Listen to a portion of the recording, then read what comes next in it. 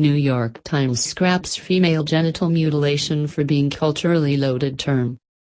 A top New York Times editor decided the paper shouldn't use the term female genital mutilation because the phrase is too culturally loaded and widens a divide between the Western world and people who follow the right. Health and Science editor Celia Duggar said she came to the conclusion to refer to the act of removing the female genitalia of young girls as genital cutting during a trip to Africa in the 1990s. She spoke about her decision in a Times mailbag article in response to a reader's question.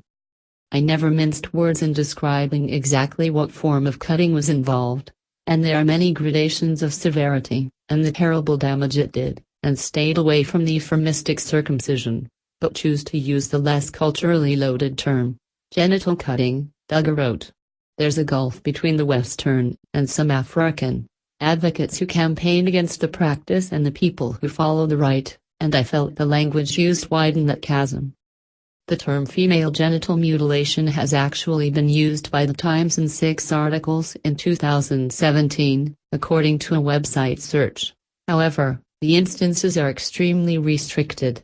For instance, 2 of the mentions occur in the context of a quoted speech or statement, 2 were in opinion columns, 1 in a book review and 1 in the mailbag explanation of why the Times didn't use the term. The abbreviation FGM appeared this year only in stories taken from wire services such as the Associated Press and Reuters. The Daily Caller was one of the first organizations to draw attention to the Times practice. However, groups as ideologically opposite as the United Nations Population Fund have also written about the potential danger and referring to genital mutilation as cutting. UNFPA embraces a human rights perspective on the issue, and the term female genital mutilation more accurately describes the practice from a human rights viewpoint, a question and answer section of the UNFPA website says. UNFPA estimates some 200 million women worldwide have been subjected to FGM, and though the procedure is typically practiced in African or Middle Eastern cultures, it's spreading westward.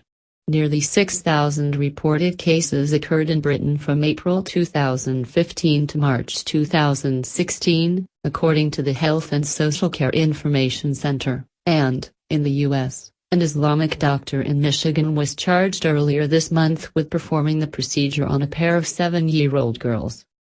The New York Times said the doctor had been accused of performing genital cutting in its version of the story.